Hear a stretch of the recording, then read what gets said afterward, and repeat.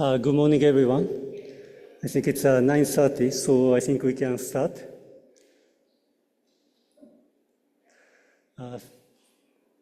Yeah, I think our translation is okay. Thank you very much, everyone, to participate in the international conference, Decade of the Sendai Disaster Risk Reduction Framework, The Road Ahead. Thank you very much for the panelists around the globe to contribute to this conference. At the same time, I would like to thank delegations to come to see what we are doing at UNESCO on disaster risk reduction. We also have our online modality, and we have more than 500 experts around the globe already registered to the meeting. So we are doing a very technical discussion after the plenary. But at the same time, I really would like the permanent delegation to see what UNESCO is doing on disaster risk reduction. So instead of taking too much time of my time, maybe I would like to invite our Assistant Director General of the Natural Sciences of UNESCO, Miss Lydia Arthur Brito, for opening. Thank you.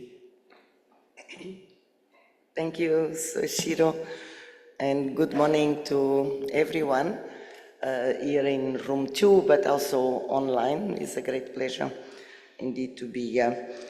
Excellencies, distinguished guests, and esteemed panelists, ladies and gentlemen, welcome to this important conference, a decade of the Sendai Framework for Disaster Risk Reduction, envisioning the road ahead. For the past decade, the Sendai Framework has been our guide in reducing disaster risks and building resilience.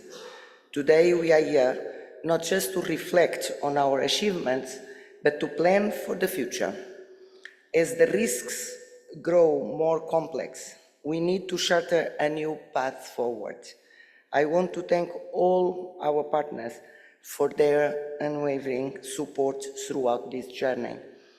We have gathered experts to discuss 4 key areas that UNESCO considers essential for disaster risk reduction.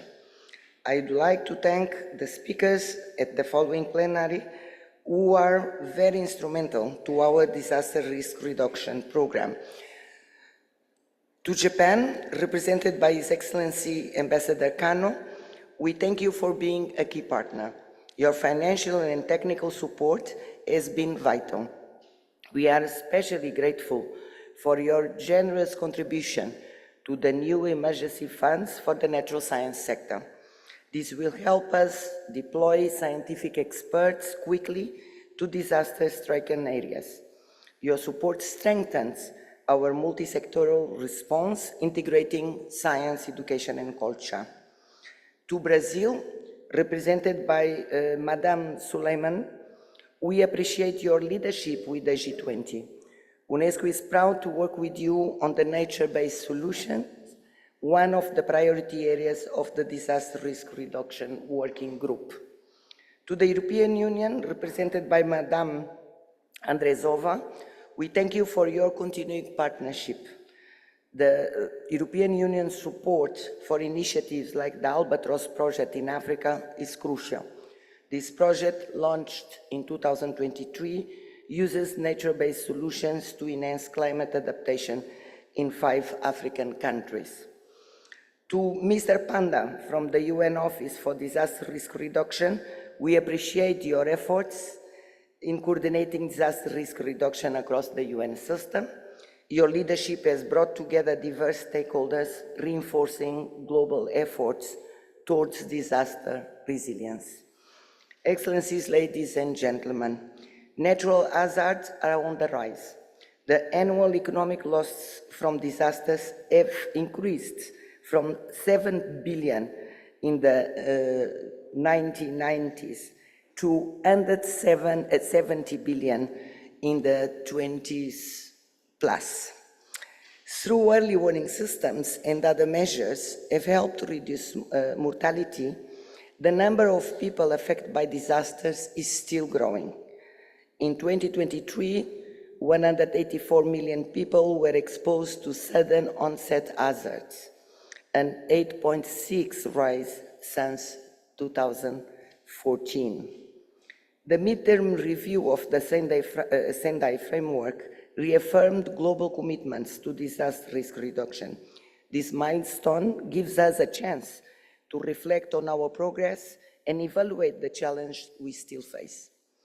In response to these growing risks, UNESCO established its Disaster Risk Reduction Unit in 2022, and the natural science sector is very proud that that unit is under our sector.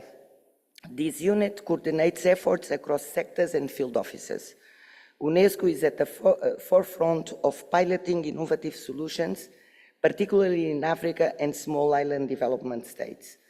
We are using cutting-edge technologies like artificial intelligence to drive disaster risk reduction and climate change adaptation actions. Engaging all sectors of the society in these innovations is key to build a more resilient future. UNESCO works at the interface of natural and social sciences, education, culture, and communication. Our approach is multi-hazard, multidisciplinary, and multi-stakeholder engagement. Through this, we enhance disaster preparedness and build resilience at local, national, and regional levels. UNESCO contributes to disaster risk reduction in 8 key areas: science, technology and innovation, early warning systems, built environment, school safety, disaster risk reduction for culture sites, nature-based disaster risk reduction and post-disaster response, and risk governance and social resilience. Mainstreaming youth and gender into disaster preparedness efforts is also crucial. These efforts not only reduce disaster impacts, but also promote sustainable development and inclusivity. In 2023, UNESCO supported 47 countries in developing cross-sectorial strategies to mitigate disaster and climate risks. 29 countries in strengthening early warning systems, 41 countries in updating their preparedness frameworks, 14 countries in creating recovery frameworks that incorporate disaster risk reduction. On these, 23 are in Africa and 21 are small island development states. Ladies and gentlemen, today we will discuss 4 critical topics. Science, technology, and innovation. How can science has always played a key role in disaster risk reduction. However, new technologies, including artificial intelligence, are transforming how we address disasters. UNESCO has been using these innovations, especially in African seas. The Intergovernmental Hydrological Program of UNESCO has been at the forefront of addressing water-related challenges and pioneering the development of a system for monitoring floods and droughts using artificial intelligence. It is essential that all members of society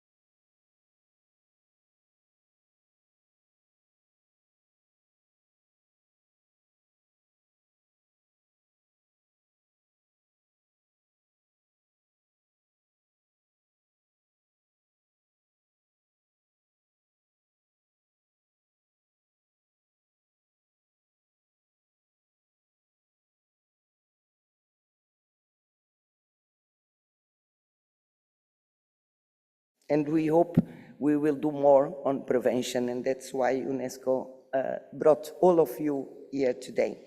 Excellencies, ladies and gentlemen, as we reflect on the past, we must also confront the challenges ahead. Disaster risks are becoming more complex. They require innovative, integrated, and cross-sectoral responses. The connections between science, culture,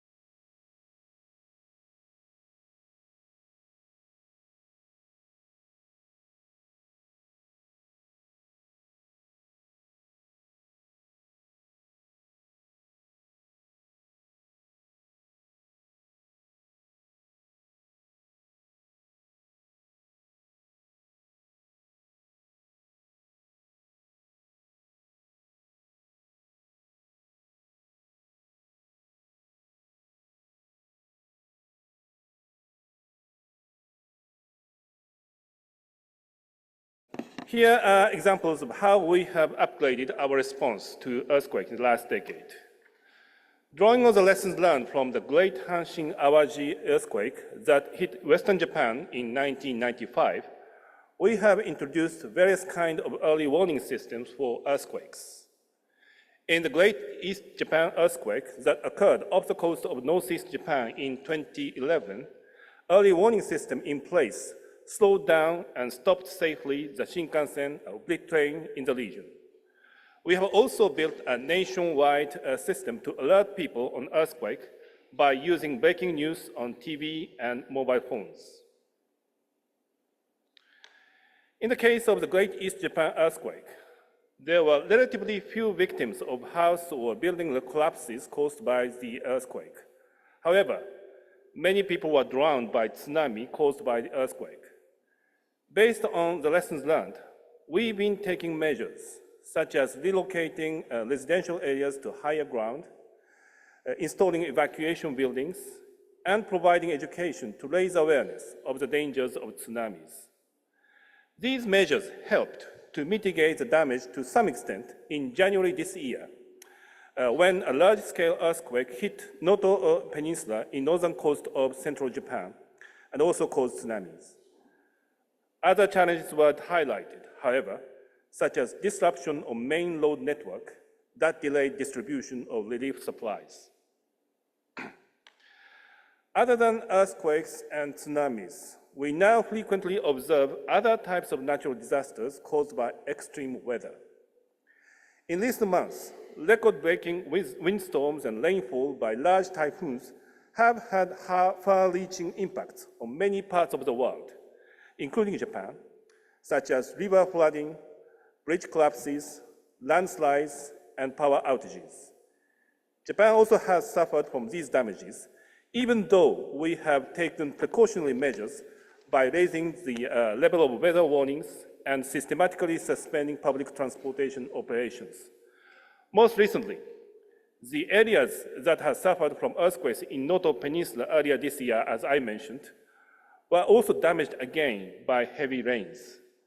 A significant number of fatalities are fortunately being reported. I touched upon Japan's own experiences, but needless to say, I understand that those are the challenges not unique to Japan, but faced by many regions in the world, as we observe many reports on natural disasters globally. It was at UN conference in 2015, held at the city of Sendai, Japan, the Sendai framework for action on disaster risk reduction was adopted in the aftermath of the Great East Japan earthquake. Next year marks its 10th anniversary. In May last year, a midterm review was conducted at the UN headquarters, which called for strengthening efforts to disaster risk reduction in order to respond to increasingly complex disaster risks. Now, let me turn to UNESCO's role in disaster risk reduction. UNESCO has played a unique role in DRR, and Japan has been encouraging UNESCO to do so in various forms such as the early warning system, school safety, and cultural site DRR.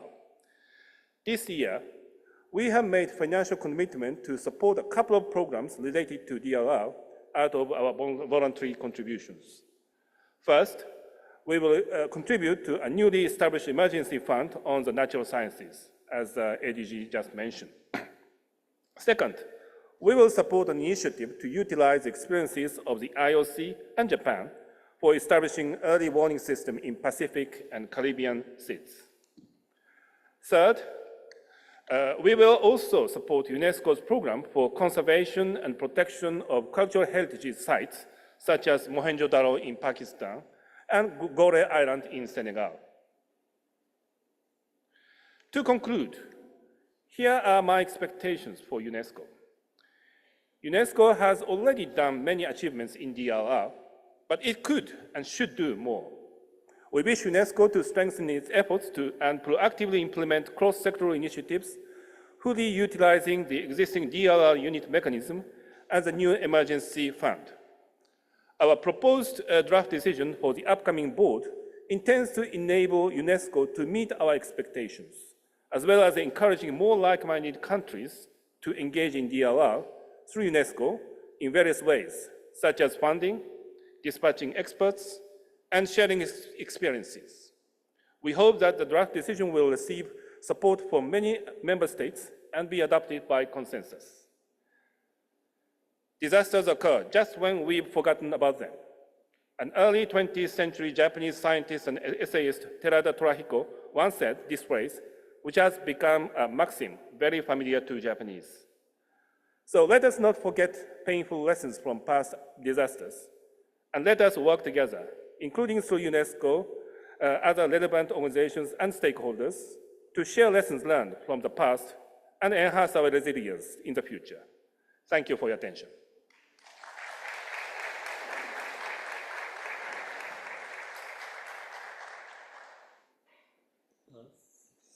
Thank you very much, Ambassador, for sharing with us lively practices, how Japan learns lessons to ameliorate practices on DRR, as well as expectation or guidance what the UNESCO DRR is going to do in the future. Now, I would like to go to Mikaela Andresova, Deputy Permanent Delegate of European Union. Thank you. Thank you very much. Ladies and gentlemen, ambassadors, colleagues, friends, in 2015, the member states of the UN gathered in Sendai, Japan, to stress their continuous commitment to decrease the number of losses of life and assets through disasters, and adopted the Sendai frame for disaster risk and reduction. The framework laid down the foundations of a historic shift at a global level from disaster management to disaster risk management and reduction. Since the adoption of the Sendai framework, the world has seen a wide range of events that caused the devastation of human life, property, the environment, and cultural heritage. As recovery from the COVID-19 pandemic continues, a war is raging at the eastern border of the EU, and its consequences are being felt in many parts of the world. This war, as well as conflicts elsewhere in the world, are causing immense human suffering and have aggravated existing fragilities, for example, through disruption of supply chain, and have tightened energy and food security. At the same time, the impact of climate change is increasingly apparent in citizens' lives. Droughts, heat waves, wildfires, and floods, coupled with environmental degradation, pollution, and deforestation, are claiming lives and causing significant economic losses. With 2024 set to break consecutive temperature records, we urgently need a global transition to climate-neutral and resilient economies and societies. Last year, 2023, marked a halfway point for the Sendai framework. So what has EU been doing during this time? The EU has adopted important initiatives that directly or indirectly support the priorities and targets of the Sendai framework, and we are committed to keep delivering support to our partner countries. In the EU, protecting people, property, environment, and cultural heritage against multiple threats is primarily a national responsibility. However, the EU complements, supports, coordinates national action, and promotes cross-border cooperation on these matters. A wide set of EU policies and funds aim to strengthen collective safety and resilience. Under the EU Civil Protection Mechanism, 27 EU countries and other 10 participating states regularly exchange information on disaster risk. In 2015, this mechanism was activated just 19 times in response to crisis. In 2022, it was activated over 230 times. That is an increase of over 1,000% in just 7 years. The world is getting more dangerous, and the dangers that seemed distant in 2015 now pose real threats to our societies. Now let me mention some other key initiatives linked to this issue. The European Green Deal was adopted by the European Commission in December 2019, set the blueprint for a transitional change that aims at making Europe the first climate-neutral continent in the world. Objectives that are especially relevant for the priorities and targets for the Sendai framework include working with nature, protect our planet and health, boosting global climate action, investing in the renovation of buildings for greener lifestyles, and investment in cutting-edge clean technological innovation. The European Green Deal is the umbrella for many initiatives and strategies that are highly relevant for disaster risk reduction. For example, the EU Biodiversity Strategy for 2030, the Farm to Fork Strategy to make food systems healthy, fair and environmental friendly, or the EU Forest Strategy. The Next Generation EU was adopted in 2020 and will run until 2026. It's the EU temporary recovery instrument to support the economic recovery from the COVID-19 pandemic.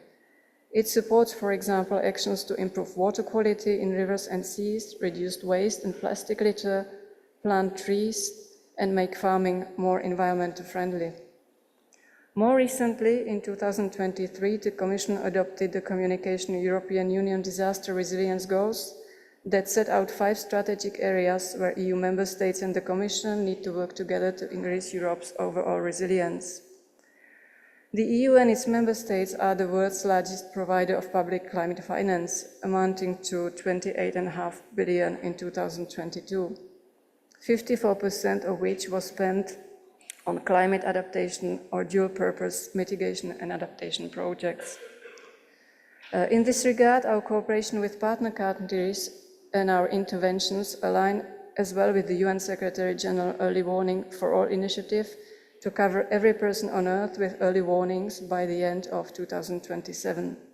To those pillars, many of our programs and interventions are already contributing, with initiatives at national, regional, and continental levels across Africa, Asia, the Pacific, Latin America, and the Caribbean.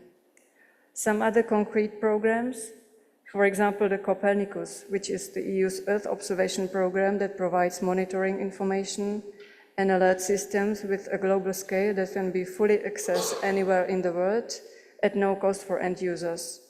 For example, in Panama, the European Commission, in agreement with the European Space Agency and the government of Panama, has established a regional Copernicus Center that will focus on providing services and support for recovery and resilience to Latin American and Caribbean states.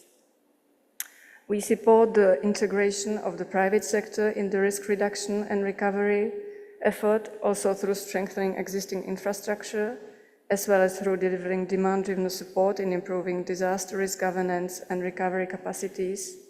We are also engaged in providing coordinated post-crisis response and putting resources to post-disaster risk. Cultural heritage, a topic which is a core issue at this House, is not spared by disasters. On the contrary, these sites are exposed to the impact of natural and human-induced disasters which threaten their existence and cause damage. We all know that the loss and deterioration of these outstanding sites have negative impact on local and national communities because also of their cultural importance and values. The EU is perfectly aware of this, and that is why the protection of cultural heritage against natural disasters and climate change was also included, for example, in the European Framework for Action on Cultural Heritage adopted in 2018.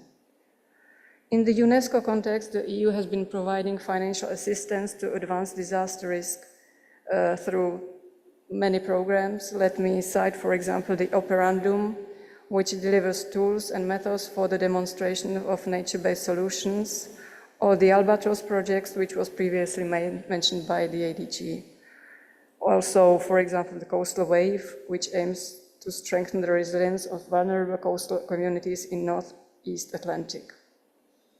Main challenges ahead: gaps in implementation, financing, and data availability.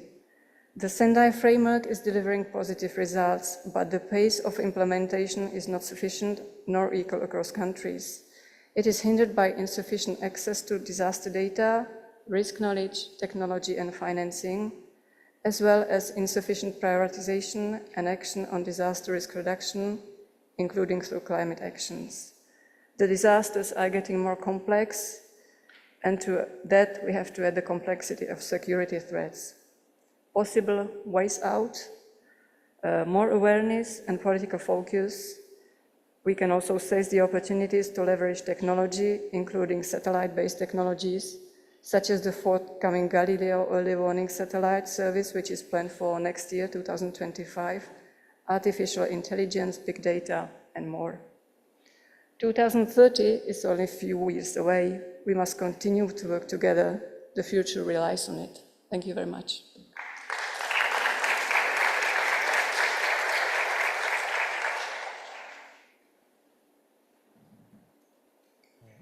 Thank you, Michaela, sharing with us your EU's strategic priority area with UNESCO, such as early warning system or culture.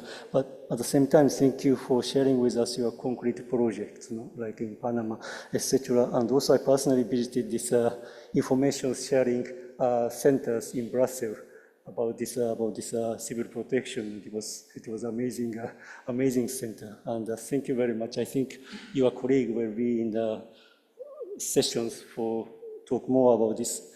Thank you very much. So now I move to Ms. Samia Suleiman from Brazilian Ministry of Cities.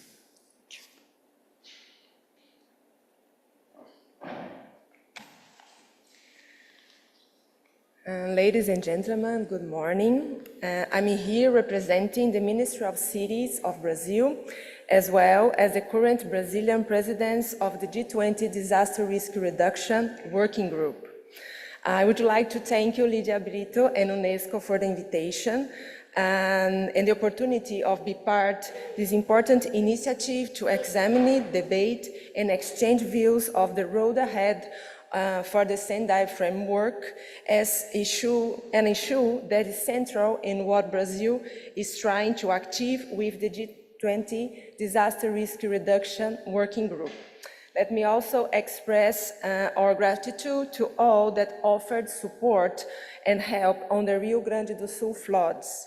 After the emergency actions, we are working for an inclusive and resilient recovery as an investment on prevention. And that is the central concept I want you to retain.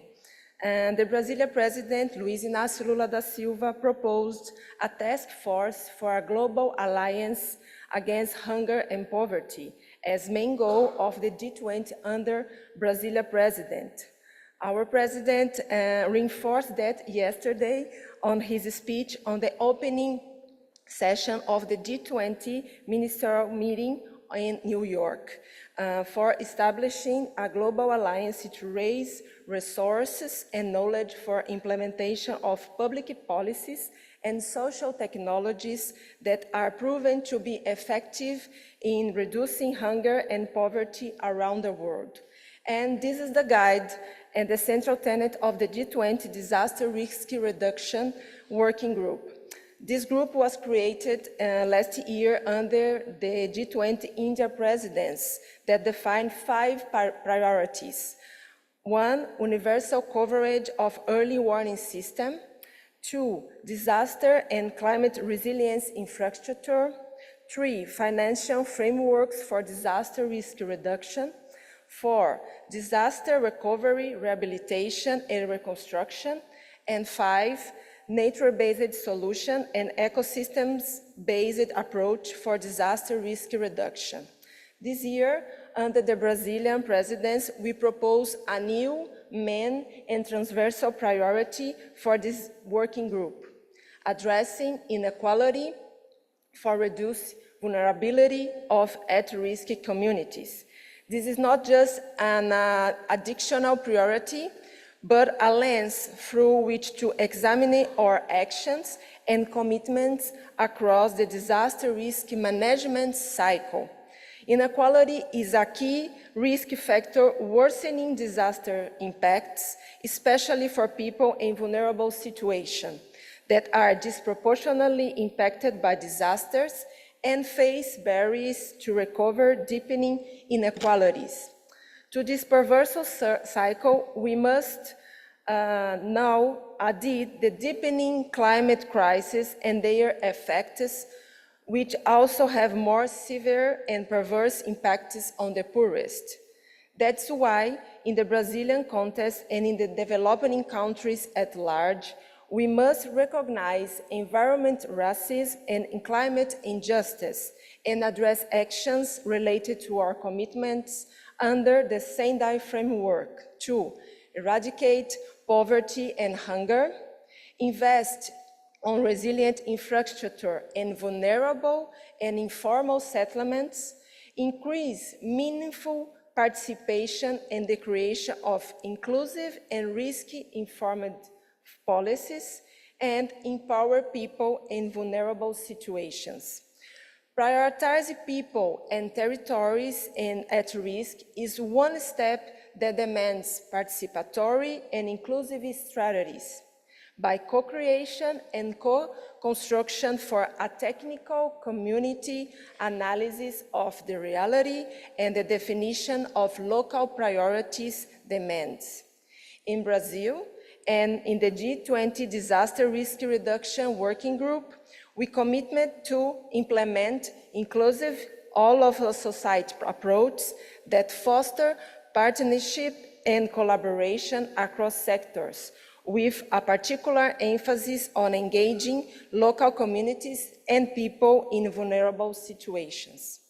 The G20 Working Group is producing a compendium of good practices on community organization in disaster risk reduction. The Brazilian government has some examples. One of those is the Solidarity Kitchens, that began as a social movement initiative and now become a national public policies to face hunger and serve as a social support in poor communities. Solidarity kitchens were fundamental on the flood emergency actions in Rio Grande do Sul.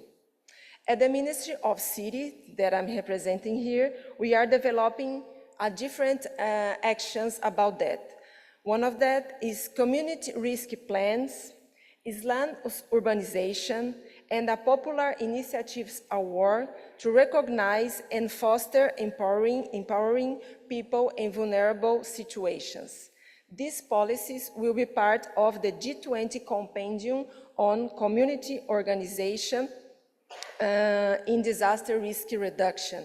And I would like to thank you, the United Nations Disaster Risk Reduction Office, for being responsible for that compendium, which we hope will be a first step in looking more closely to the drivers of inclusion at the local level. Alongside on inclusive approach, the G20 Disaster Risk Reduction Working Group supports sustainable approaches. And I would like also to thank you, UNESCO, for being responsible for another important G20 compendium about nature-based solution for disaster risk reduction. My department in risk mitigation and prevention is working on a public policy to financial nature-based solutions on informal settlements and islands to face floods and slides risk, but in a complementary way, face high temperatures, water and food insecurity, and water pollution. These examples and others will be part of this compendium. So thank you, UNESCO, for helping us with this.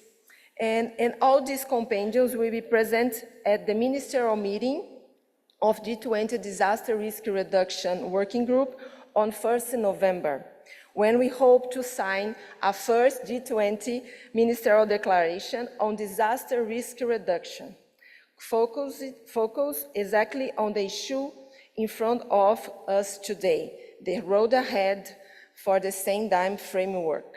So we hope the document will reflect a G20 members' commitment to face inequality and will underscore the need for inclusive multi-stakeholder engagement to tackle the root causes of disaster risk and enhance global resilience. So thank you.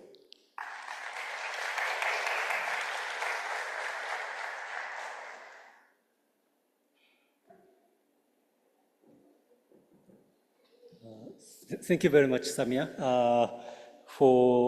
first of all, for being a presidency of the G20 of the DRR working group, and also thank you for sharing with us your country's priority, hunger and poverty. And also, I would like to thank you for trusting us to be in charge of the compendium of the nature-based solution for G20. We are working on it. I hope it will be done by time.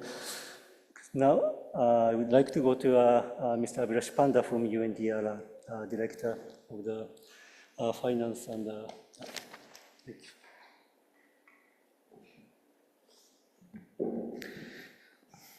First of all, it's very difficult to come after 4 distinguished speakers, because now I have to redo my entire talking points, so that I don't repeat everything that has been said and bore you in the room. But before that, Ambassador, Assistant DG, colleagues, excellencies, ladies and gentlemen, friends, it's a privilege to speak to you today about the impact of Sendai framework for disaster risk reduction over the last decade or so. The speakers before me have highlighted multiple successes also challenges and potential way forward. But since the adoption of this framework, which replaced the Hugo framework of action, Sendai framework has guided global efforts to reduce disaster risk and enhance resilience in communities around the world. As we reflect on the progress made, it's equally important to understand the challenges that we as a global community, but also national governments, regional governments, and communities at the local level are facing in addressing the targets that have been set out. The significance of this framework cannot be overstated, especially at the frequency and intensity of disasters that are increasing, whether be it's driven by climate change or rapid urbanization or degradation of the environment. The next few years are critical in determining whether we can reduce the risk, protect vulnerable population, and build more resilient societies or not. The framework has led a major shift in disaster management, moving from reactive responses to proactive risk reduction, at least to some extent. Many countries have adopted its principles, its targets, and embedded disaster risk reduction in their international support, but also in their domestic efforts in itself. The number of countries with national DRR strategies have doubled from 57 in 2015 to 129 by the end of 2023. Countries have successfully integrated disasters into key sectors, including education and infrastructure. For instance, in Cambodia, education program with development partners have taught communities the importance of building wind-resistant houses and planting trees to mitigate wind damage. In the Pacific, countries like Fiji have embraced the framework following the devastation of tropical cyclone Winston in 2016. The government implemented a Build Back Better approach, ensuring homes, schools, and critical infrastructure that are rebuilt withstand potential future cyclones. Nepal also offers us a success story in building resilience. After the 2015 earthquake, Nepal adopted a disaster-resistant building code and invested in community-based disaster management programs. Bangladesh has made strides with early warning systems for cyclones. Once a country that suffered thousands of casualties from storms, Bangladesh has significantly reduced cyclone-related fatalities through investment in early warning systems. Another example is Gibberstown in Canada, where nature-based solutions have been applied to manage water and stormwater. The use of green infrastructure has saved the town an estimated $3.5 million Canadian dollars in capital cost and reduced annual operations and maintenance expenses by 75%. The private sector, and predominantly the capital market, is also seen as a major player that has also started understanding the role of investing in disaster risk reduction. Last year, with one of our partners, we launched a $80 million infrastructure investment fund, predominantly targeted towards private capital investments around infrastructure, but needs to embed resilience at the core of it. Now, a key example of partnership in action within the UN is what you are seeing today here between UNESCO and UNDRR. There is something called the UN Plan of Action, which brings together all the UN agencies in delivering the Sendai framework in itself. The partnership between UNESCO and UNDRR has been pivotal in increasing disaster risk reduction into education and integrating into cultural heritage protection. UNESCO's expertise in education has supported the development of disaster risk reduction curriculum, empowering communities to be better prepared for disasters.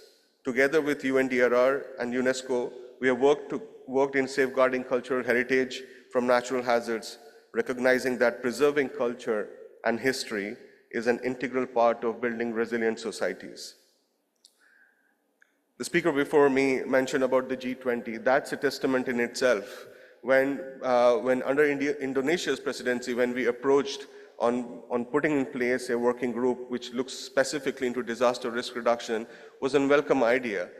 It could not be established during Indonesia's presidency, although with their support and India's support, that was established last year. This working group on disaster risk reduction, the G20 has facilitated shared best practices and promoted risk-informed financing and infrastructure development. Countries like Japan, Indonesia, and India have contributed valuable insights on resilient urban planning, benefiting other nations at risk. The G20's efforts to mobilize resources, including private sector investments, will be crucial in bridging the funding gap and advancing the Sendai framework and the SDG targets. Now, while there have been significant achievements under the Sendai framework and in the delivery of it, the past decade has also provided critical lessons that must shape our path to 2030 and beyond. One key takeaway is that disaster risk reduction needs to be inclusive. Vulnerable population, including women, children, indigenous people, and persons with disabilities, are often the most affected by disasters. Their involvement in planning and decision-making is crucial for ensuring that the disaster risk reduction strategies are both effective and equitable. Data has emerged as an essential tool in disaster risk reduction. Data collection, sharing, and analysis are critical for understanding risk and implementing risk-informed targeted investments. However, in many LDCs and SIDS, they still face challenges in accessing, utilizing, and understanding this data. Enhancing collaborations to bridge this data gap will ensure that DRR efforts are more informed and comprehensive. The midterm review of Sendai framework that concluded last year with the political declaration has revealed that while mortality from disaster is decreasing, the number of people affected by disasters has increased by 80% since 2015. We also do not know what has been the total financial losses, and in that context, I'm not just referring to the direct losses, but indirect losses. Additionally, economic losses are rising. At the same time, less than 1% of national budget is currently allocated for risk prevention, and only a 0.5% of overseas development assistance is dedicated to prevention. Financing thus remains one of the significant challenges. While many countries have developed comprehensive DRR strategies, they will often lack the necessary financing for that implementation. Addressing this issue is paramount if we all want to see the targets of Sendai framework delivered. Looking ahead to 2030, the urgency of implementing the framework is clearer than ever. The climate crisis is accelerating, with disasters becoming more frequent and intense. We're witnessing an increase in wildfires, floods, hurricanes, and droughts. Urbanization presents another pressing challenge to us. Rapid and often unplanned growth is increasing disaster risk. The Making Cities Resilient 2030 program is trying to address this, along with all of its partners going into cities, trying to understand the capacity gaps and how can we better bring the support to make cities and urban centers more resilient. It is essential that disaster risk reduction is integrated with broader sustainable development goals. Disaster risks are closely tied to poverty, inequality, and environmental degradation. But we don't yet see that happening in most of the cases. The Sendai framework has set 7 global targets to be achieved by 2030, including significant reduction in disaster mortality, affected population, economic losses, and damage to critical infrastructure. The challenge with that is the reporting to Sendai Framework Monitor is yet not up to the mark that's required. In certain targets, there is actually no reporting happening. But to achieve this target, there are a few things we could do together. I'm building on what the previous speakers mentioned, and to add, strengthening local capacities would be key in the process. Local governments and communities need to be empowered to take ownership for disaster risk reduction. National policies need to be translated into actions at local level, ensuring that communities have the tools, resources they need to prepare for and respond to disasters. We need to enhance financing instruments. A lot of locations and countries are getting uninsurable. So we cannot just depend on insurance as the solution to this problem.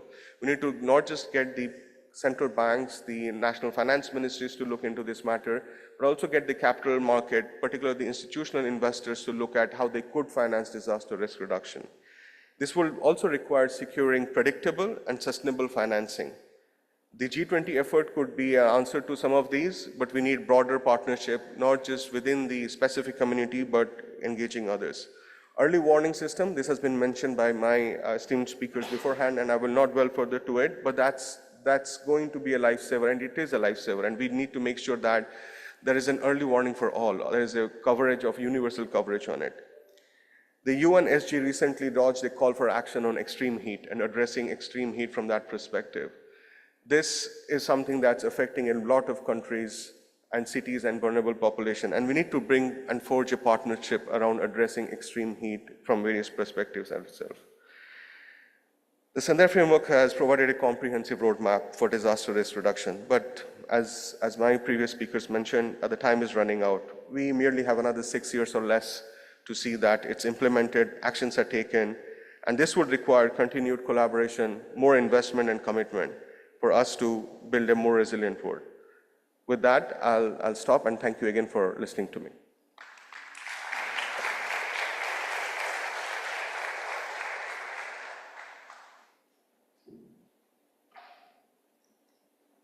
Thank you very much, Abhilash, for sharing with us this UN perspective on disaster risk reduction. As he mentioned, I think UN system has a UN plan of action where we have a same performance indicator across all UN agencies. So every year we monitor how much we have done. So in the domain of disaster risk reduction, thanks to UNDRR, we are really working together, try to create a synergies among UN agencies. Thank you very much for the four panelists. Actually, we don't foresee a question and answer, so we would like to go for a coffee break, but thank you very much again for the panelists for sharing with us a wonderful contribution and views to promote the agenda of the disaster risk reduction.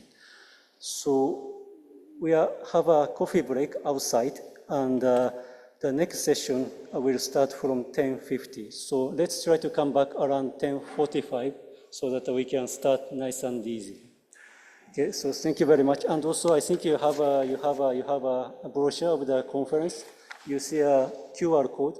I think you can find who are there in this room so that you can do a networking to find a person you want to talk. So thank you very much, and let's try to reconvene at 10:45. Thank you very much.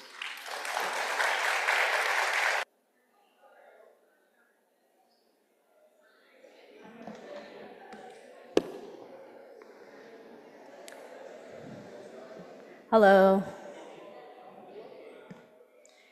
I hope you all enjoyed the coffee break, and thank you for returning on time. So, in our first session today, we will explore the critical role of science, technology, and innovation in disaster risk reduction. When the Sendai framework was adopted in 2015, emerging technologies such as artificial intelligence were not the urgent focus they are today. But now, AI and other innovations are transforming every sector. The question we face is, how can we harness these cutting-edge technologies to build resilience, promote sustainable development, and ensure that no one is truly left behind? This morning, I have the privilege of moderating a session with distinguished experts from UNESCO, from the United Nations system, as well as representatives from Pakistan, Japan, and the European Commission.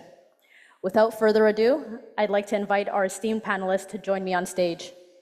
We have Mr. Abu Amani, Director, Division of Water Sciences at UNESCO, Mr. Inam Haider Malik, Chairman of the National Disaster Management Authority from Pakistan, Mr. Toshio Koike, Executive Director from the International Center for Water Hazard and Risk Management from Japan, Mr. Tom DeGrove, Head of the Disaster Risk Management Unit at the Joint Research Center for the European Commission, Mr. David O'Heyman, Program Specialist from the United Nations Framework Convention on Climate Change, and Ms. Amal Kasri, Chief of Section from the Basic Sciences, Research, Innovation, and Engineering here at UNESCO.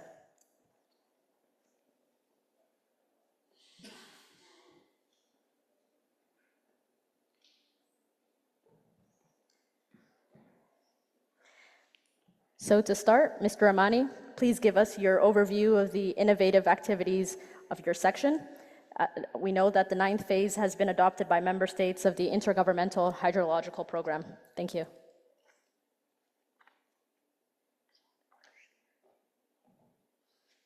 Thank you very much, Ali.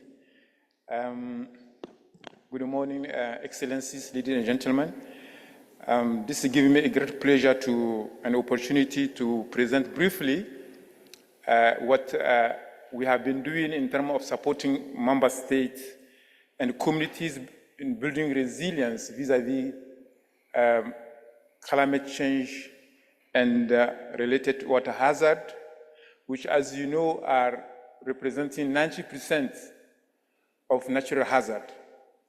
So my intervention will focus on 4 pillars. Those are the 4 pillars of our intervention.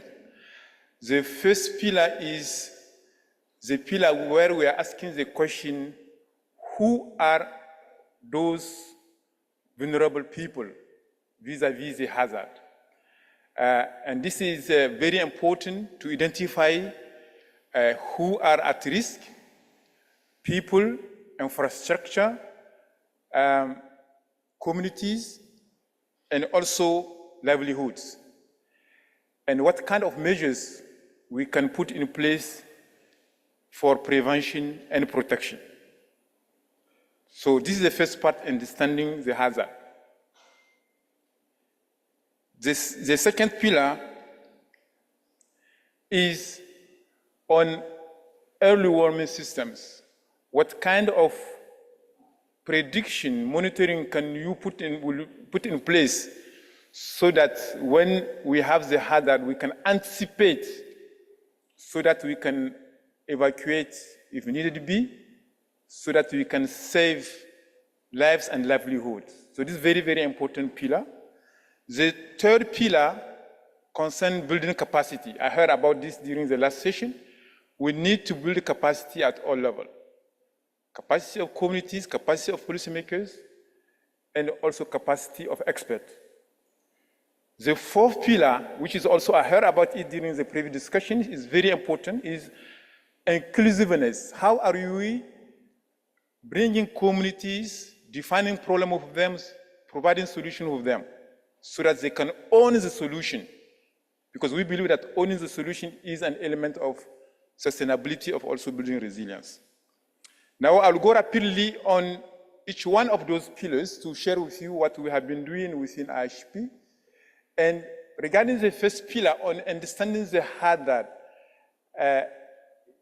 identifying who are at risk, we are covering 3 hazards: floods, drought, and also landslides.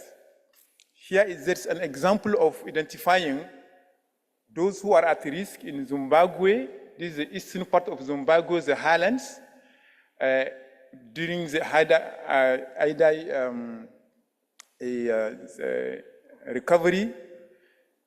And here we were able to come out with a clear mapping of those areas and particularly identify infrastructure.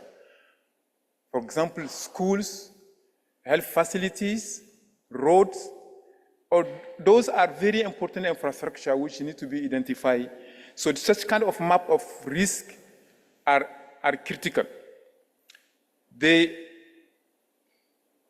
other concerns the flood mapping. This is also an example from Mozambique and also Zimbabwe, where we were able to identify who are at risk and what kind of measures we can put in place in terms of contingency plan so that we can prevent and also help to build resilience of the community. And also an impact assessment also was conducted, looking at the impact on the infrastructure, as I said, roads, health facilities, schools. So all those elements are critical when it's come to the identification of the risk. The other also concerns the drought, the other extreme. Here also we have concrete examples of work. So we have a work done in Chile, where we work on drought vulnerability assessment, and also in South Africa within some Basfe Reserve, within the framework of the Resilient Project. So here also is to identify through the data, the Earth observation, the raw data, what is the risk for drought within the environment so that we can advise the communities. The second pillar is on monitoring and forecasting, because the first pillar is really helping to do prevention, to do protection. and also to take measures in better managing lands so that we can reduce the risk. Here we need also to forecast, to put early warning systems. And this is what we have been doing also, flood and drought early warning system.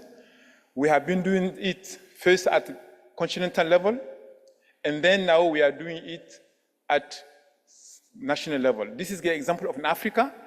We have example of countries where we are able to deploy early warning system for flood and drought to help to anticipate the event and then to take measures either to evacuate or to put some dikes, whatever measures which will protect people. Then also in West Africa, we had, in collaboration with ACHARM, I'm pleased to have the Professor Kwaki with us. Thanks to the support of Japan, we also had another project in West Africa for the river basin of Volta and Niger. And we were able to put in place a regional early warning prototype system and also build capacity. And this project, unfortunately, was during the COVID, and we were not able to deliver the whole output, but at least we were able to build capacity. And now we are looking forward for more funds to make it operational, the system which was in place.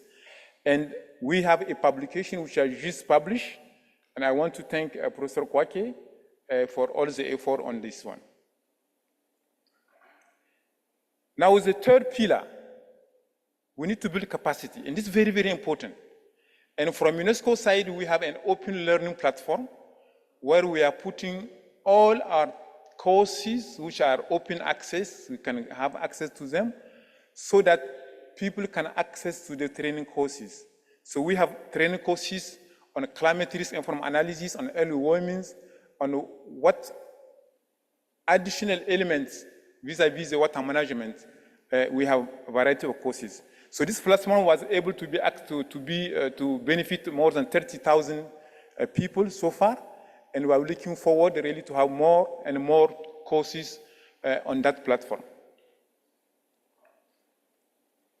The last pillar is the pillar on involving communities. Really, I want to emphasize on this pillar, because whatever we are doing, if we are not working hand in hand with those who are impacted to put solution, we will not have sustainability, we will not have ownership.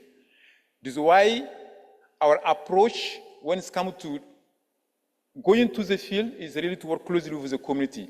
So we put in place a strategy, a methodology which is called climate risk informed decision analysis. This is a methodology which is helping to understand to what extent an environment or a community is impacted by climate change and how we can put together measures so that they can adapt to the impact of the climate change. So the approach is bottom-up approach, co-design, identification of the problem, identification of the solution are done hand in hand with communities. So this methodology is now put in place in many areas in 22 countries, 25 case studies were put in place. So really we are encouraging member states to take advantage of this platform in order to help member communities to build their resilience vis-a-vis the issue of climate change. My last slide concerns also the issue of data. As you know, one of the key challenges we are facing in putting in place all those things are data. Data are generally sparse, limited, but now we have opportunity with technology, Internet of Things, citizen science approach to involve communities themselves in the data collection.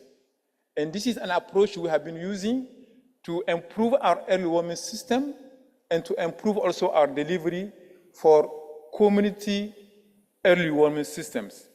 Communities themselves are the one who will provide the measurement, and then also that the one also who will be guiding the others to say, okay, we have reached a certain level, so please we have to evacuate. So this is very, very interesting aspect I want to have flag here, because that is really the way forward. So in conclusion, building resilience, we believe that we need to do three things. We call it the 3P. So prevention, protection, and prediction. And all this, we should do it together with those who are impacted or vulnerable. Thank you.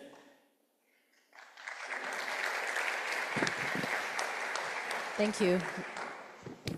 Thank you, Mr. Amani. Thank you for bringing up the importance of early warning systems.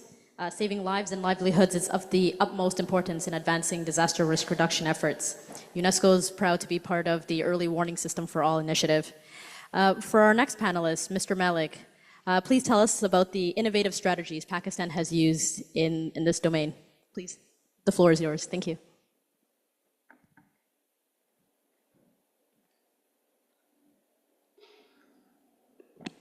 Thank you very much. Today, we are going to present the Pakistan's case of managing the disasters over a period of time.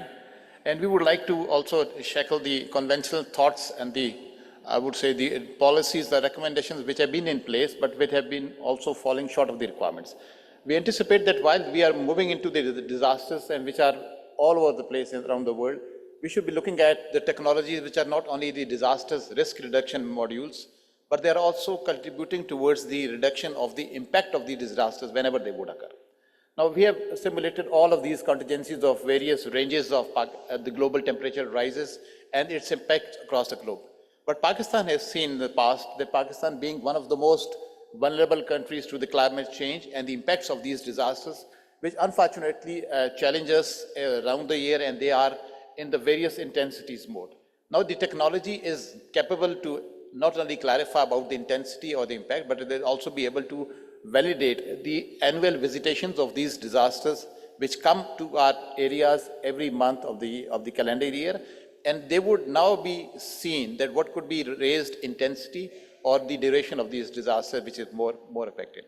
Now, we have learned in the past that now these disasters are impacting not only Pakistan, but all other global regions, and they're hyper intensity about 3 to 4 times in the last couple of months and decades.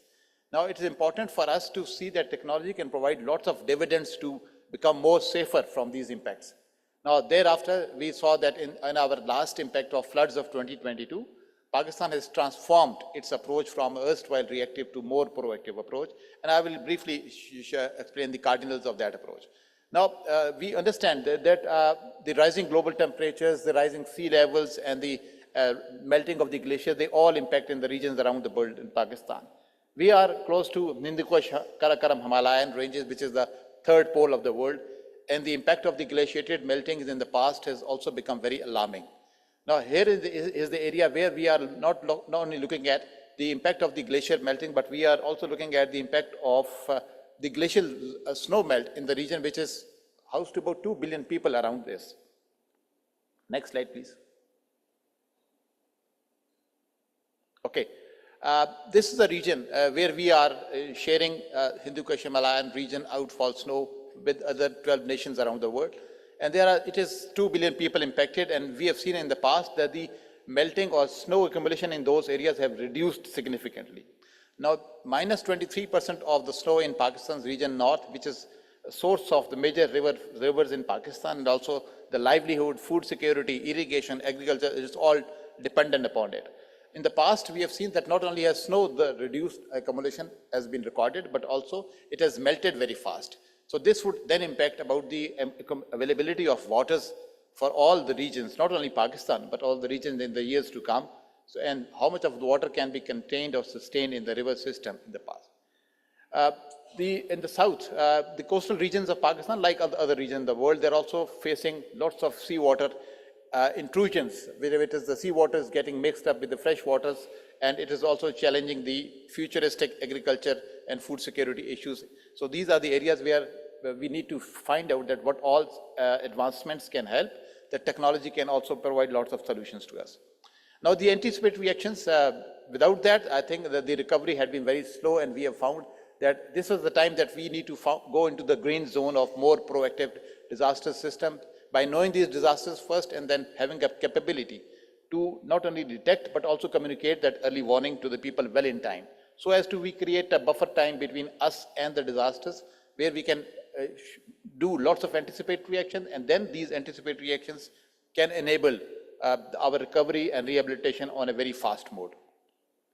We understand no disaster comes alone. It has to be followed by a couple of other localized emergencies or situations which are challenging not only the local governments, but also the population and communities to recover from the long second order and third order disasters in time. So thereafter, it is important for us to know that there is a place for technology which is housed in our academia. There is a place for technology which is housed in our early warning alerts platforms. The science and technology which also tells us how to benefit from these available informations, knowledge bases, and deliver into smart logistics, assigning those precise responsibilities to those responders, and finally coming up with an example of lots of simulations where people can be showed these examples, they can be asked to practice their plans and then validate their plans well in advance. So what we did is, we first of all reached out to all the universities in Pakistan, which have lots of potential in not only teaching, but also advocating the advanced stage of disaster management studies. So these are the people with lots of knowledge and expertise, which can be of lots of utility to do those areas. Like all the areas which were descriptive, like the high mountains, the plains, desert, and coastal areas, the universities around in those areas were asked to specifically target on these studies relevant to those geographical zones, and then collaborate with the universities around the world. Now, at this point of time, Pakistan universities, about 150 of them have been connected with 455 universities of the world, and they are finding the answers to some of these disasters which can be shared between the regions. Now, this regional sharing of academia and expertise have also provided us with lots of knowledge on global best practices which are being done by or followed by the universities around the world, and they can be replicated and customized for use within Pakistan. So these global knowledge, they help a lot, and then this is the basis, I think, from where our scientific response must initiate. The second was to have all the databases in a way that we have the databases which are converted into a form which can be seen or read by the technology, and then this technology, when it is embedded, it can fuse lots of layers of these databases on infrastructures, crops, population data, community, infrastructure, and then if we run some simulations over it, these technical early warning software should be able to tell us the impact on these areas. So we did that, and I suppose the last 1 year, we have been able to integrate not only over 270 satellites from various climatic intelligence platforms around the world, but we have been able to also ingest all national databases in a GIS form, which is available, which can be read by the computers, and there's a lot of dependency which is now artificial intelligence and machine learning based. Now this center, which is National Emergencies Operations Center of Pakistan, it has the capability not only to predict the disasters up to 6 months in advance, but then it also advises to various stakeholders from the humanitarian sector, military responders, search and rescue organizations, to find out what all they can do to provide lots of benefits in terms of saving of lives, livestock, protecting infrastructures, protecting investments, and then looking at the futuristic utility of the risk support funds. For example, all of these disasters which are emanating in Pakistan and then around the region, the snow monitoring is being done by technology, and then it is also it's capable of identifying the GLOF potential zones or the landslide zone in the north snow areas well in time. People are being told, and they are moved well in time so as to evade the losses to the life and livestock.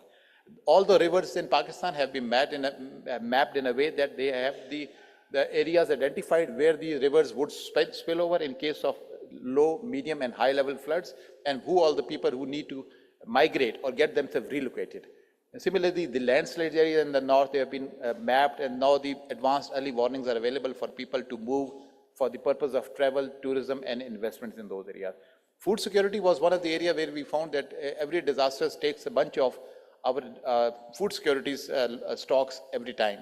So if we can calculate the impact of these disasters, we can also give an early warning to the developers and planners to make sure that they rearrange or pre-arrange for the futuristic requirement of the food-related items in case the disasters takes on about 28% of them, as they did in the last year. So this gives us to find not only the best practices for the agro economy or the futuristic research on the agriculture sector, but it can also provide the targets to the government industries, the government departments to find out that how much of additional stocks they must be able to raise, while the significant portion of the land would also not be available for cultivation.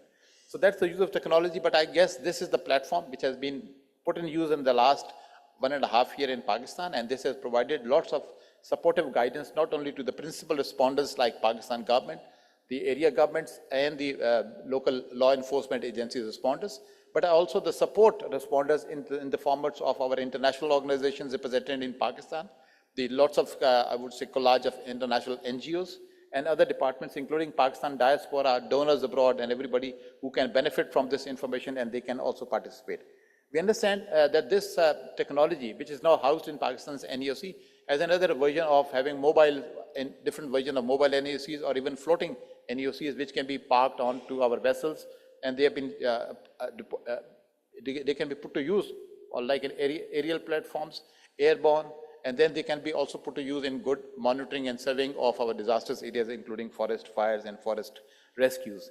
We understand that what all is developed by our weather platforms. This is only the first phase of our risk communication. So whatever is developed by our weather portals of the global census, they need to be then integrated into disasters early warning, and which disaster early warning in turn becomes a part of the disaster communication or risk communication systems. So these are the different layers where everybody would come and contribute. Pakistan anticipate that this NDMA in Pakistan, what it has done is it targets both the national media platforms, not only through the print, digital, and formal social medium, but it also has the capability to reach out through its development partners and international components who can also take the Pakistan's narrative to our global donors and global community partners abroad, and they can also pre-arrange. So this is a slide which tells us that how much, almost 95% population of Pakistan is now in the information network, and this has been done not only by a specifically designed application of Pakistan's disaster management. This is available to everyone, but this is also available in various local languages, and this is also being utilized for all disasters monitoring. At the end, I would also like to specify this is the era of smart logistics. Now, this is very important to understand that we need to first identify that what all can be produced locally must remain as a local, domestic, national requirement for every disaster management authority to plan for. And only these stocks which are not available in the country, which are high-end, which are aviation flights, helicopters, smart bridges, only those are the ones they should be arranged from our resources abroad. And then this would not only keep the job of the development partners and the developed world also easy, but it will also bring a lot of confidence in local industry to provide the solutions for Pakistan and the other countries. Now, these needs of the logistics, smart logistics needs, they can be pre-designed, predetermined, and they can be shared. Some of them, they need to be developed before the disaster, and the other responders, which are now part of the system, they should be encouraged to have some pre-assured arrangement for logistics and funding resources to be able to provide the stocks whenever the disaster would strike. And they would include start from UN organizations, NGOs, and they go down to all the national diaspora which is living abroad.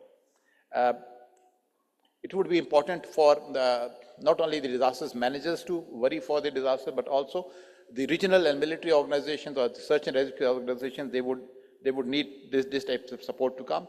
So in conclusion, I would say these are the area for the recommendations from the Pakistan's perspective, that unless we moved from erstwhile DRR to more disaster impact reduction module, where there could be a win-win situation for everyone to also have a stake of support, because if you invest in like pre-disaster stage, it would save at least 10 to 11 times more when we go into the disaster's impact. It is a time Pakistan has been advancing these recommendations at various global forums, including UNDRR and other platforms, to have a realistic global stock take of even Sendai framework goals. Let's go and find out what were those assumptions in 2015 who led us to conclude that these are the attainable 17 goals in next 15 years of time. And today we are standing at almost middle past stage, and yet the progress in these areas are far less than the expected. Now we understand that now there are 7 more years to go, or 8 more years to go, and that what all quick fix can be done. Now this quick fix has to be made on the mid-course corrections, estimations, assumptions, which are more driven by technology so that we exactly know the quantum of the support where it is required. And then we should be able to raise those regionalized approaches where a global funds could be raised at the disposal of the regional countries, where they can have an equity which is starting from 0 to graduated scale of almost 70 to 80% in time to come. For example, if a country would need support in our region, we would anticipate they could never be able to, I would say, mobilize lots of assets. So the equity could be in their deliverance, their demonstrated performances on ground, and their will for the community to change. And thereafter, and slowly as we graduate along, this equity could be in the form of the financial assistance for others to follow. And I guess this is the time when we are looking beyond whole of the nation and whole of the community's approach, and it's the time once the globe acts together and then the whole of the globe acts comes into play. Thank you very much.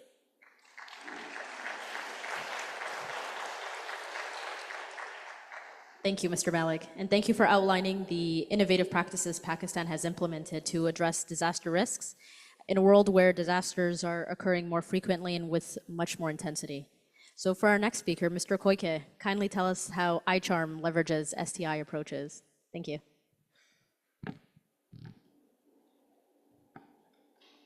Thank you very much. The water-related disaster, its number and the intensity are now increasing very rapidly due to the climate change. I would focus on the water-related disaster affected by climate change in my talk, and focusing on two topics, as shown in this slide, online synthesis system and facilitator. To address the water-related disaster and the climate change, we need to downscale and correct the bias and also identifying the uncertainty from the global to the local information. Such an output of this activity can be used as an input into the hydrological modeling system, which can connect the various aspects of the water cycle and water use. And we can identify the impact of the climate change on extreme event, flood and drought and landslide, and also the regime shift. This information should be connected with environmental, socio-economical, and cultural and historical information of the society. Then we will be able to implement a holistic impact assessment on water-related activity affected by the climate change. Then science community and the policy maker can work together and then develop an option list for mitigation and adaptation. Among them, the policy is selected and then implemented. And the result or the implementation should be monitored and evaluated for the next step decision making. One of the important points is we still have uncertainty. So uncertainty should be quantified, and the quantified uncertainty should be reflected to the policy making. So how to implement this activity through the collaboration between the various disciplines? So from the cutting-edge science to the local action, we need to develop the end-to-end approach. How can we realize this kind of work?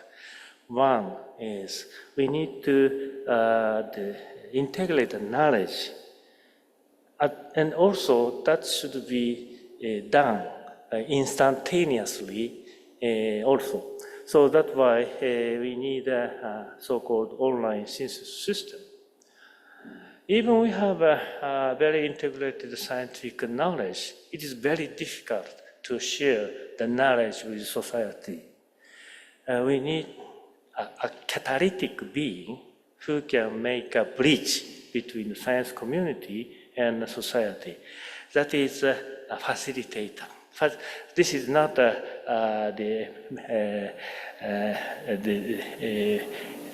meeting coordinator, but who can work together with the science community and society by providing professional knowledge on site for the decision of the local community by merging scientific knowledge and indigenous knowledge. So this kind of the facilitator should be fostered.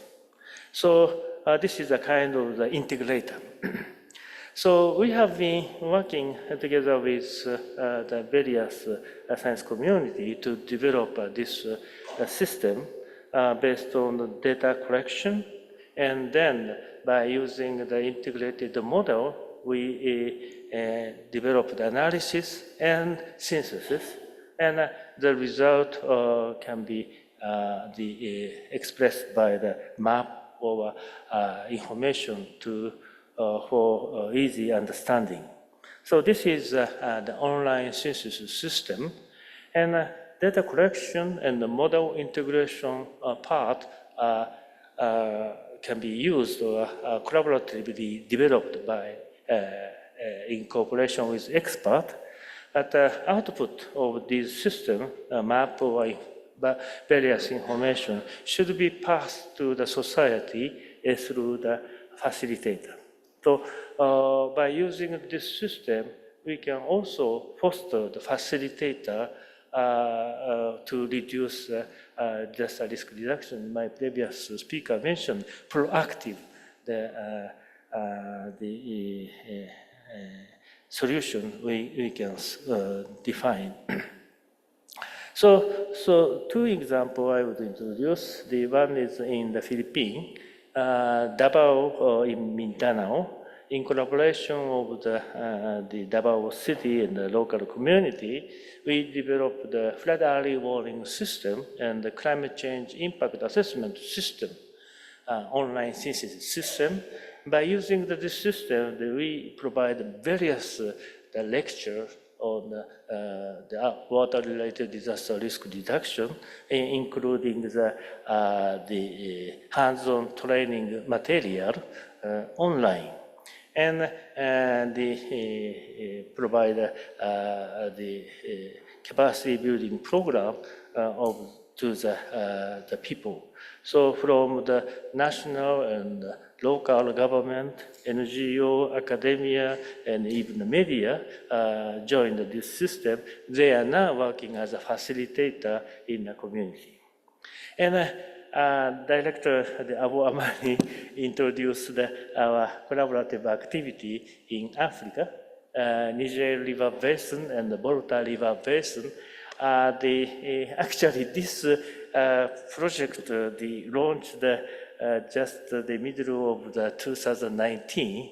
You can understand all of the project was done during the COVID-19. So only the remote work, we developed the online synthesis system for flood risk reduction. And by using this system, flood hazard mapping and the contingency planning, such the training material we develop and provide the training to the large number of the people. Almost 200 person get a certificate for that expert training. Among them, we request each country, 11 countries join, and each country to select the 3 or 4 experts as a candidate of the facilitator. And we provide 2 facilitator training, and 30 person get a certificate. So in this way, we can implement this kind of activity. I would introduce one example in Japan. This is a result of the large ensemble climate projection model output in our country. We divided our country into 15 sub-regions, and based on this large ensemble, we can identify the factor of the increased factor of the design rainfall. Our government used from 100 to 200-year return period design rainfall. So such a rainfall should be multiplied by 1.1. This is a very large number. But you can identify that this figure, there are 6 dots for each sub-region. That means the range of the uncertainty. Average is 1.1, but the maximum is 1.3. So there, we propose the infrastructure should be improved by 1.1. In addition, some non-structural measure should be added. So such kind of the policy is proposed from the science community, and this was approved by our national diet, upper house and the lower house, and then our financial sector identified mitigation and adaptation finance. So in this way, the uncertainty definition, uncertainty quantification could support to the policy making clearly. So, these experiences have been passed to the UN Water Conference, which was held in New York last year. The representative and also the minister of the Egypt coordinate the co-chaired of the interactive dialogue, climate and climate for the water for climate resilience and environment, and we got an agreement. So to involve the wide stakeholder in this agreement, it is very important to have common values through the dialogue, yes. And it is also very important to standardize this kind of the framework which can be applied in a wide region. So our government is now promoting the hydrological risk standardization in ISO framework by promoting the international workshop on international workshop agreement, IWA. So in collaboration with many countries or many organizations, we will try to develop this kind of standard. Thank you very much for your attention. Thank you, Mr. Koike. Thank you for stressing the importance of the science community and local actors working together to strengthen disaster risk reduction. Next, we have Mr. de Grove bringing in the perspectives of the European Commission. So if you could tell us the initiatives used in the European Commission. Thank you. Yes, good morning, everyone. I will be presenting, and I think the presentation should be coming. A few examples of what we're doing at the Joint Research Center of the European Commission. We are a research center inside the European Commission, so very closely related to the policy-making agenda. This morning, my colleague Michaela presented the many things that the EU is doing in terms of capacity building and in terms of supporting both inside Europe and outside Europe. And we, as a research center, I'm running a group of around 100 scientists and technologists. And my job basically is to see what is the best thing we can do with these 100 people over the years. So we've worked for 10 years since Sendai was agreed on. We worked before too, but a couple of things that I see from what happened in the past few years. So the first thing we really focus on is data, and data was mentioned before by several of the colleagues, and data is super important to understand what we're talking about. What's happening? Is risk going up or down? How do we qualify risk? Data is the end of it. We need really the data to understand what's happening, but before it's also the understanding, the knowledge. How do we quantify risk? What is it? So a lot has been going on in that. On the left-hand side, you see one of the products that we launched more or less at the same time of Sendai, the Inform framework. It's a framework of many organizations participating in it to come up with a way of measuring risk. And here you see the evolution of the last 10 years, how risk is going up and down. And this is the view of the Inform partners, many UN organizations, many scientific organizations. Special here is that risk is not only disasters, but also conflicts are in there, and it's a complex view of things. And here you see a bit what's going on. A lot of efforts going into making this better, more accurate, so that we can help the programs that we're all running to try to reduce risk. On the right-hand side, you see the other thing is measuring what's really happening, the losses. And I think many of us are somehow involved or have been involved in trying to measure losses. No, the data is very difficult to collect. We're focusing now in Europe to do this with many European member states, but also at global level in the conversations on how to better measure that. This is important for not only the loss of life, but also the economic losses.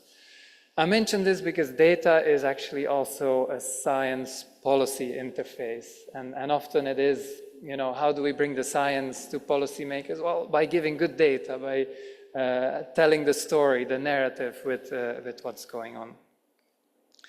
A second area that we're investing a lot in is quite obvious, is early warning systems, because there's a lot of technology there, a lot of science.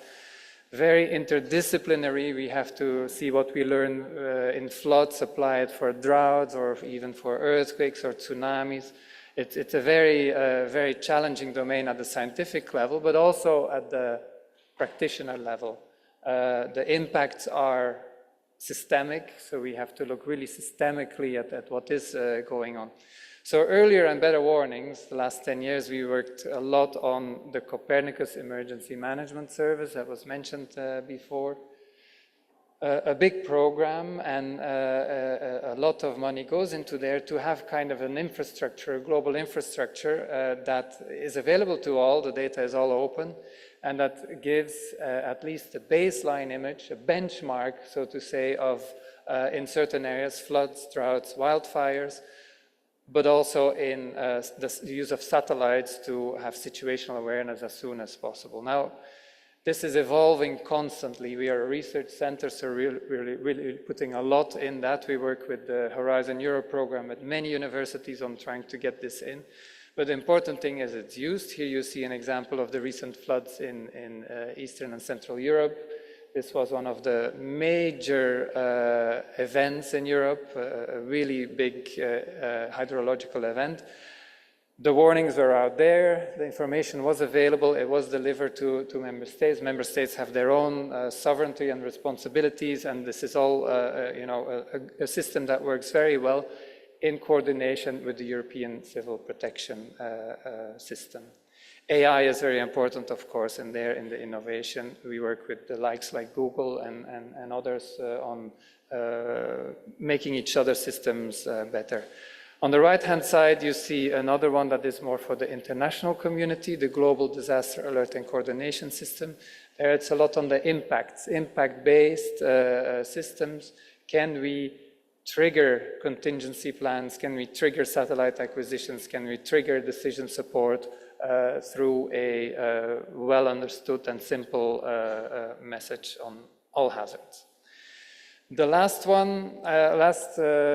points I want to make in the time I have is looking ahead a bit. So we did a lot, we invested our resources. Now where are we investing our resources now? Well, one is still in modeling of these complex nonlinear processes across time scales. We don't understand yet really the details of how climate change will impact, but also the impact of demographics and other social and economic changes. We need to do this to understand the economics, the financial impacts, and many other areas. Europe is investing in programs like Destination Earth, basically a very big computer, a very big platform that can do calculations better. So how can we benefit from all that to use it in the DRR way? Earth observation, not new, but still so innovative. More satellites are going out of there, more data, AI on the systems, AI everywhere. So a lot of evolution in there, also on drones and on other systems. So that's an area we keep investing in.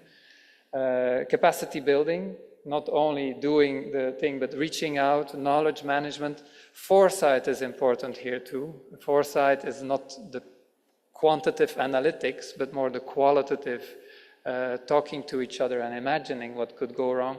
Foresight is super important to link it also to the scientific area. I mentioned the degree of urbanization. This is based on a data set, the Global Human Settlement Layer, which is a big capacity building program we have with the UN Statistical Office to have better population and built up data around the world. A key area for disaster risk reduction, of course. And finally, midterm early warning. Let's push the boundaries in the future. Mr. Malik said the 6-month window is a bit of the golden standard. What can we know 6 months ahead? That is the area we're trying to do as much research in as possible. AI is important. They can detect patterns that maybe we cannot in other ways. And that's definitely an area for the future years to invest in. Droughts is the area we're most advanced in for there. With this, I thank you. There were some QR codes on there where you can access some of this information, and I'm available, of course, to discuss more on all these topics. Thank you.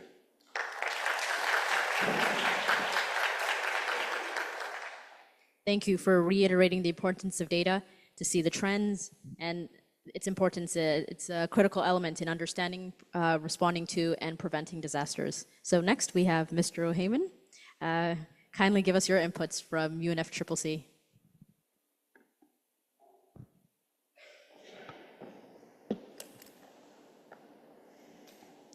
Good morning, colleagues, distinguished delegates, and also thank you to the presenters who came before me. I think one of the very relieving facts I saw in the previous presentation was that the risk index actually is supposed to go down for 2025, which is something that feels counterintuitive, but it's a huge relief. So I hope that risk index is correct.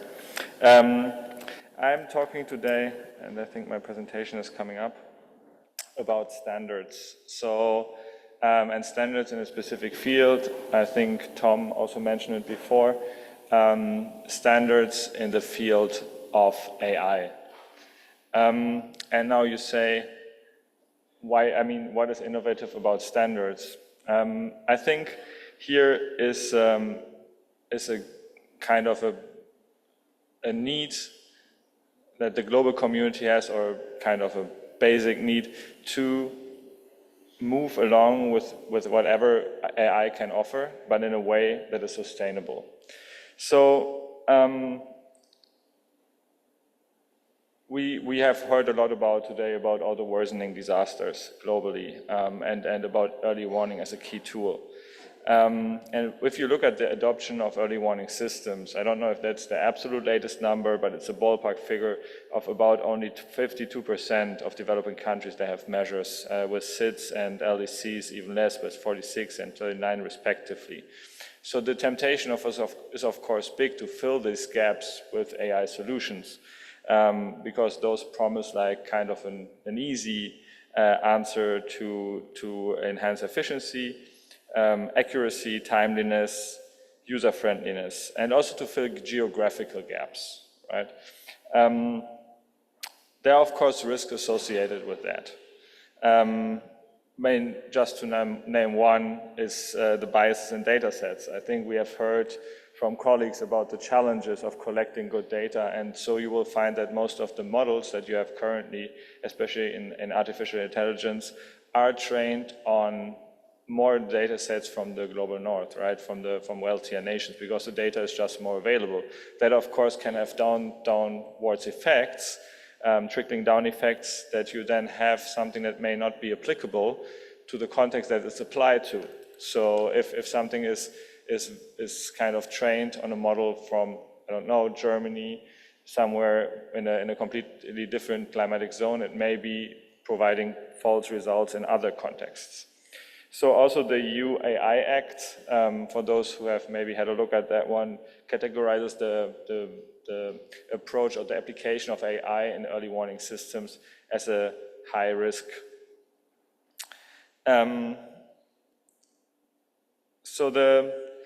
It's important to have standards in this effect. And I'm talking to you today with one head, of course, as UN climate change, but also in our activity in the UN focus group on AI for disaster. Oops, sorry. Let me just go back. We're not yet there. In the focus group on AI for natural disaster risk management that is led by ITU, UNEP, WMO, but with participation of UNFPC. So we have worked with our colleagues there. So the idea is to develop standards that govern how data is collected and handled, and how and how algorithms are being trained, tested, and used. And the idea is through international cooperation, to create some kind of guidelines for responsible and trustworthy AI, which allow scalability and interoperability, so that we don't have, I mean, you have seen in all the different examples how very specific DRR measures have been developed. This is normally a very kind of localized exercise. So if now there's a risk that all the countries or different entities go forward, develop solutions which are then not interoperable without any standards, and then we end up with a lot of piecemeal kind of approaches that will not kind of then work with other systems. And also another question is a very interesting question that is also always comes up in relation to AI, is who is liable if an AI system does not perform as promised, right? It's a question of who pushed the final button to send out a warning or do not send out a warning. So standards are incredibly important, because we are talking about human lives. I mean, of course, also economic damages, but first and foremost, human lives. So very few standards exist on this globally. So, I mean, here's a tip to the hat to UNESCO's recommendation on the ethics of artificial intelligence, which I think was a major milestone. But also recently, and you may want to have a look at it, the UN AI Advisory Body's 2024 report on governing AI for humanity, which is, I think, a very good outcome that gives some kinds of indication on a very high level. So the focus group is basically trying to take this out of the global context into a very specific use case. So between 2020 and 2024, the group brought together a lot of stakeholders to actually look at use cases. Where is AI, to do a roadmap on the gaps and needs that there are. So there is, for example, we did a road mapping exercise that I did together with the colleagues in, I think that was 2023. And we found from 42 standards that exist in the DRR, like digital world, only 4 mentioned AI at all. So there's a huge gap, and you see some of the gaps that are presented here. That you can see, you will see the technologies that have been mentioned. So it's a lot of the frontier technologies, how you might want to call it, are mentioned, but not specifically AI with its specific challenges. So you see IoT, cloud computing, Earth observation, more in general terms. Also, we found some of the trends which are probably very unsurprisingly the floods, earthquakes, and also landslides, where you have some good way to predict that via Earth observation, or to go into the relief efforts and support the relief efforts with Earth observation. So, some examples of what I've just talked about that were considered in the focus group. For example, that's something also Tom talked about, medium range weather forecasting, where sometimes we saw there's evidence, we're not talking about everywhere, but sometimes there's evidence that it could outperform conventional models, but also predict small scale events. And I think that's one of the specific challenges nowadays in weather forecasting, like this very small cellular events that, for example, there's heavy rain in one specific region in a very short time frame, and that then overcharges the systems and the DRR measures that have been done before. Wildfires, it's spotting smoke via satellite imagery, drones, these kind of things that can give you an indication of the wildfire that's upcoming. The extent of floods, normally you have in traditional Earth observation, you have after a flood has appeared, you have the very big issue that it's still raining or cloudy, so that, that the satellite imagery that you would have is wide. So you can use AI by now, or there's like first use case that you can reconstruct the flood, the extent of the flood through AI, through compiling the different imagery and then interpolating the data. Also, larger platforms are being done, and I don't know, that was also something that Tom was talking about, the Medevacs. It's like a system in Mediterranean that tries to be a bigger platform for risk and vulnerability assessments, decision-making, and warning dissemination, and tries to enhance existing capacities with AI. To come to the end of my presentation, this is what the focus group was doing. Basically a kind of community of practice, bringing together a lot of UN agencies. And the next steps are the transitioning of the focus group into a global initiative. That was a major success. UNFCCC is also one of the partners now, the official partners, lead partners, to basically drive this forward, this kind of work, because the issue is that this needs to be an inclusive process. AI is developing so quickly. I don't know if you remember, like the first USB-A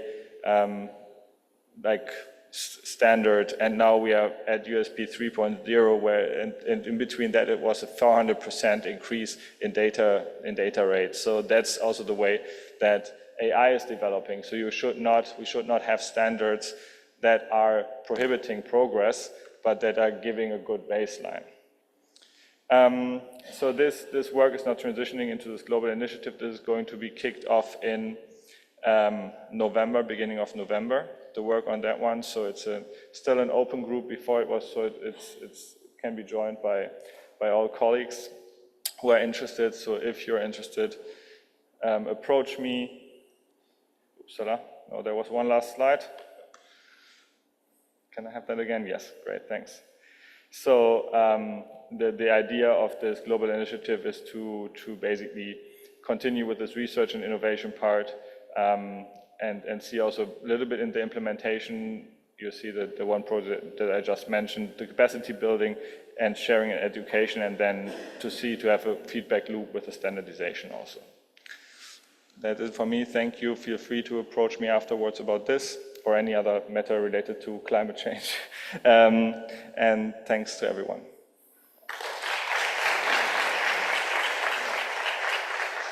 Thank you for showing the gaps of technologies and presenting the next steps of the initiative. This is all very exciting work. Next, we have Ms. Kasri. Please tell us the viewpoints on the basic sciences research, innovation, and engineering section. Thank you. Thank you very much, Faduma. Good morning, everyone, excellencies, distinguished guests.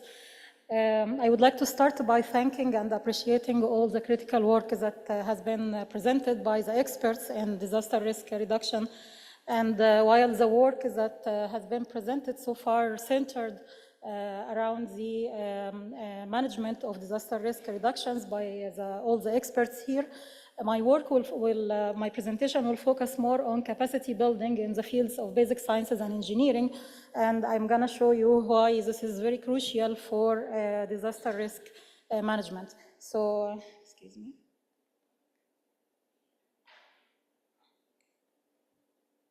Sorry. Okay. So let me just start by giving you a brief why basic sciences and engineering and the fields of STEM, which we focus on at UNESCO, why they are important and that can help in advancing technologies to resolve disaster risk reductions. So first of all, in the field of basic sciences, by building capacities and by training scientists and investing in basic sciences, we can definitely develop new seismology techniques to help to create earthquake early warning systems. For example, also in the field of meteorology, it can help in predicting disasters. It can also support in flood forecasting to prevent disasters at early stage. This is in the field of basic sciences. And without basic sciences, we cannot move to technologies and engineering, as we know. So if we move now to engineering, engineers can design earthquake-resistant buildings, for example, to enhance the safety. Also, they can create flood control systems, among many other things engineers can do if we, and it's very important to understand the link between the basic sciences as the fundamentals needed to create the technologies. In the field of STEM, science, technology, engineering, and mathematics as a very diverse field, it's more about the hands-on tools, the hands-on technologies to train the young scientists, to train the school students, and also make them equipped with some skills to code, for example, develop coding and develop also techniques and to understand more about disaster risk reduction and how they can engage in it in the future. So STEM is actually one of the things that I will mention at the very end of this presentation, because it's also related to the outreach, to scientific literacy, as we start with young students in the schools. Next, sorry. So, as you can imagine now, after this very brief introduction about the role of basic sciences and engineering, it's very obvious that we need capacity building.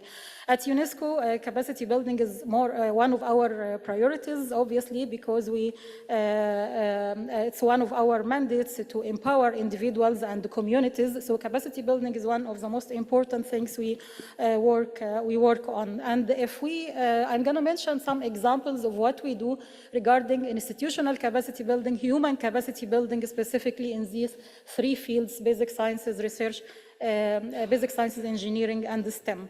I will start with one example, which is remote access to scientific equipment.